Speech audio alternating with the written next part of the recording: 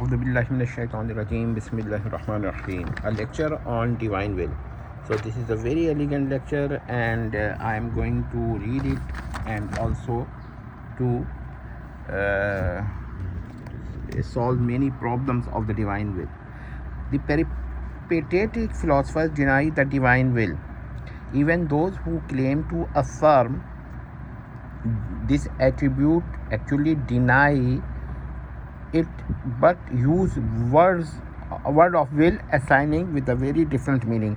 So if you change the meaning and assign another meaning to the word, it does not mean that you accept or you believe in the divine will. So they do not. Even Ibn Rushd cannot explain what he means by the word will. So we say that even Ibn Rushd denies divine will. Okay. Al-Ghazali and Thomas both agree that if deity had willed the world in eternity per ante, the world would have been eternal per ante. So they both agree that if the deity had willed that there is a world in eternity, then the world would have been eternal per ante or qadim.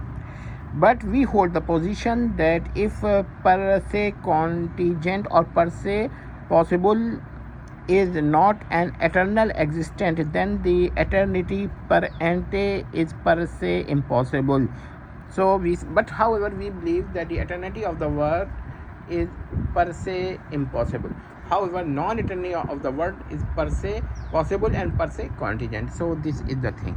So we cannot hold this position that if the deity has willed, suppose for second argument, the world would have not come in existence, because a per se impossible or thing cannot come in existence.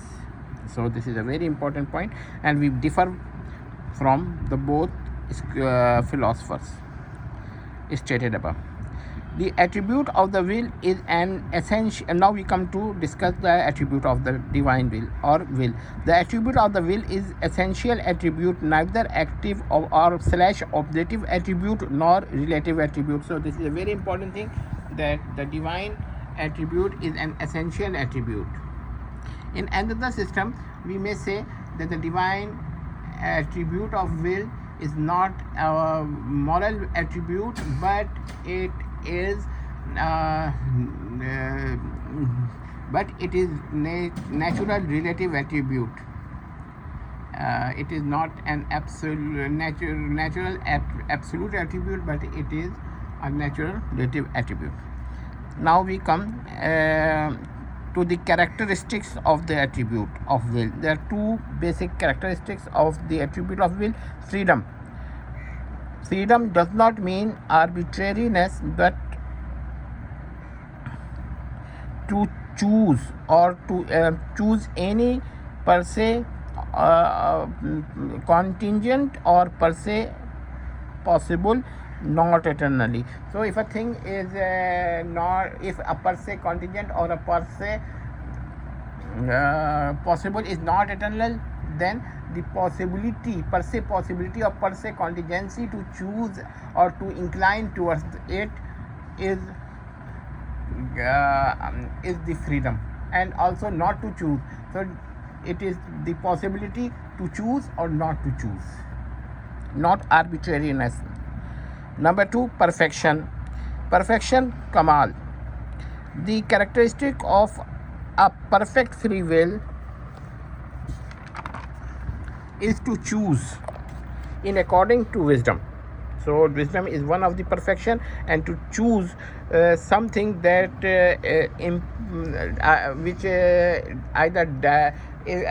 which implies per elude negation of wisdom, or which implies per se negation of wisdom, is an imperfect thing. So to choose in according to wisdom this is the perfection of the perfect free will. A perfect free will is capable by virtue of its freedom of choosing either in according to wisdom or contrary to wisdom. So a perfect free will can choose, has the ability, or you may say the capability, by virtue of its freedom, to choose either in according to wisdom or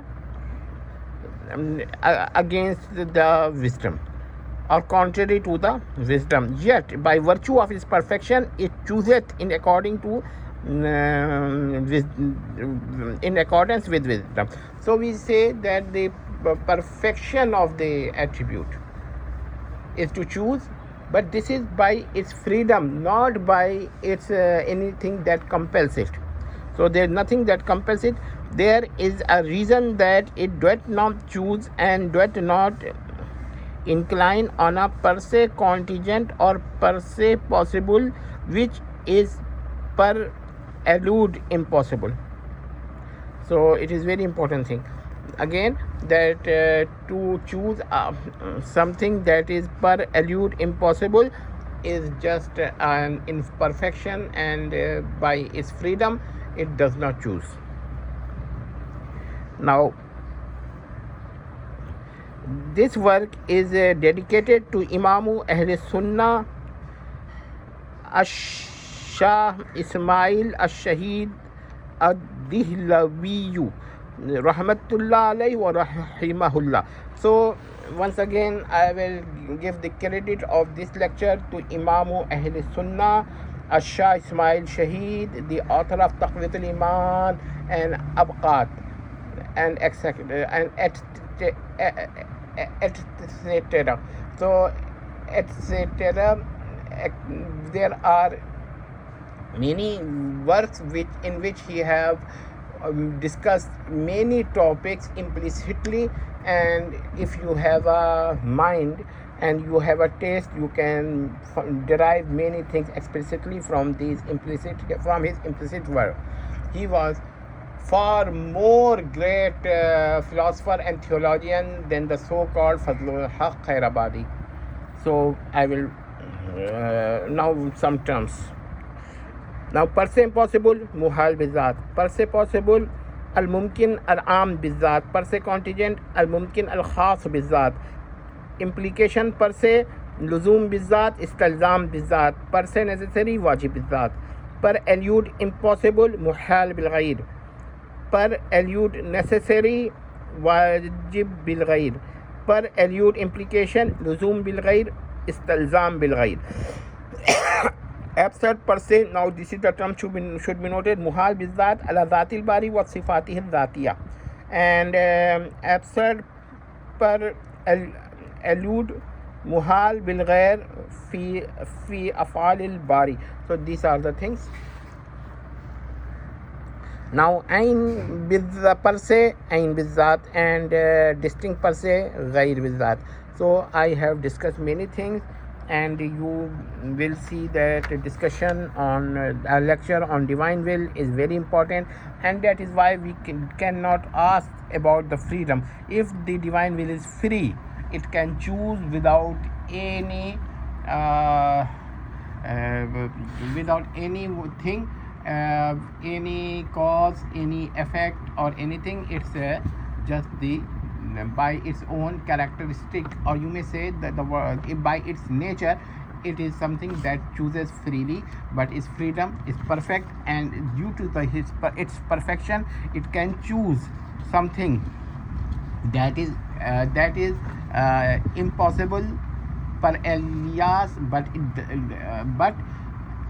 impossible per elude, but it chooses anything which is possible per se, but not impossible per aliad, or contingent per se, but not impossible per aliad. So you may see this lecture, and I hope that this lecture will help many people to understand the greatness of Imām Ahl, ash-Shāh Ismail ash-Shahīd ad-Dihlawī rahmatullah alayhi wa rahimahullah. Wassalam.